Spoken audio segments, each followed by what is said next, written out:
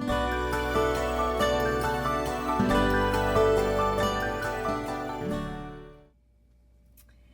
friends, I am happy to see you today. We are, it is June 17th, excuse me, and we are looking at Jehu's life, the appointed king by God, the successor, and the king of Israel. And from the beginning, Jeroboam out of the gate just stirred Israel to be an idolatrous nation.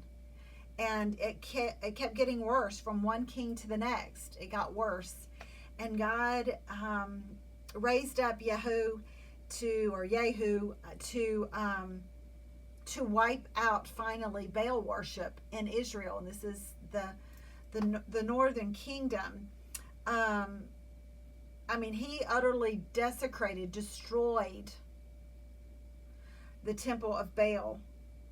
In fact, one of the Adam Clarke's commentary said this, that the refuge dump, depending on which translation, our translation is NLT, but I think it's the ESV calls it a refuge dump. And that literally meant that he made the Baal temple and everything around Baal worship, the infrastructure of all of that, a public toilet, pretty much. Yeah. A place for human excrement is how Adam Clarke referred to it. Desecrated everything having to do with Baal worship. And of course, wow, this is awesome. But there's this shift that we see in Jehu. He did not obey the law of the Lord, the God of Israel, with all his heart. We see very clearly in this story, in this account of Jehu's life, that God can and will pull his blessing and his favor away from those who do not seek him fully. Jesus said in Matthew 6, that you cannot serve two masters. Either you will love one and be hate the other, or be devoted to one and despise the other. It's impossible. We can't do that. So he's a good king that now is considered to be part of that bad group because he did not wipe out all of idolatry in Israel. He did wipe out Baal worship. But did not follow him with his own heart. God will not bless, honor, dwell in the fullness of himself in a divided heart. He's not going to do that. He's not going to share himself with another God in our heart. Matthew Poole said this, herein he discovers his hypocrisy, that he follows God as far as his interests would permit, but no further. What a interesting thought to ponder today is, am I following God as far as my interest will permit?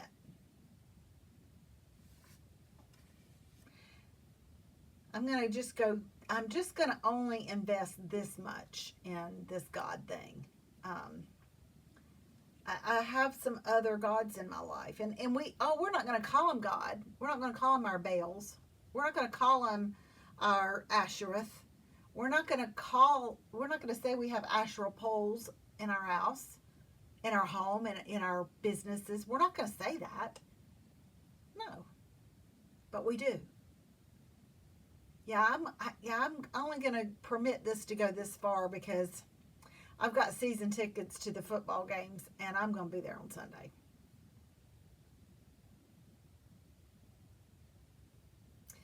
I'm not knocking football. I'm not knocking any sports.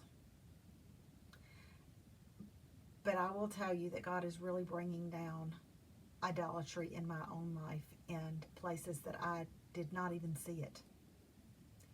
Things that I guess in his eyes, he would call worship. And in a very disappointing way, he is revealing a lot to me, God is. And showing me that he's the only one that matters. And he is worthy of my full and total allegiance. And because he gives grace upon grace upon grace, he reveals these things slowly in his own time when we're able to handle it spiritually. It's not like ripping a Band-Aid off. But I just had random thoughts. I hope the lesson makes sense, but limiting God's access to my heart limits the work he can accomplish in and through me. Have you ever looked at another believer and go, wow, I wish I could be a part of that? I have. Wow, I wish God would do that in me. I have. I need to stop and find out if I'm limiting his work in my life because I've limited the access that he has in my heart. You know, he blessed Jehu by giving him a family and a dynasty up through like the 4th generation, I believe. But Jehu continued the idolatrous practice. So he started shrinking the size of Israel and reduced Israel and then submitted Israel under the rulership of Hazael, the king of Syria. Limited allegiance to God receives limited blessing and favor from God. We're not going to have that abundant, super abundant coming from God, from his riches and glory, supplying more than we need when we're giving him limited allegiance. It's just not going to happen. He's not going to do that. Limiting God's access to my heart and allegiance to him alone is not good for me, and it's not good for the kingdom of God. Look what it did for Israel. It kept them in a spiral, a downward spiral of idolatry. And I put some random thoughts there and a couple quotes. It's easier to be vehement against the abominations, of another than to judge and put away our own secret sin. So I put some things to just think about today for yourself. How terrible a warning is the story of this man, that it is possible to be an instrument in the hand of God and yet never be in fellowship with God. That says God is going to use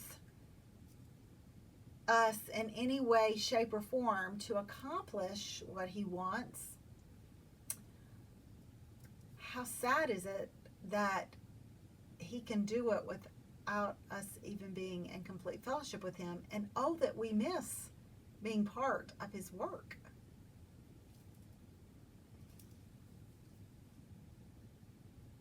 Yeah, it's a lot to think about today. A divided heart. A divided heart doesn't work in any relationship, especially this one. We'll see you next time on Read Through the Word.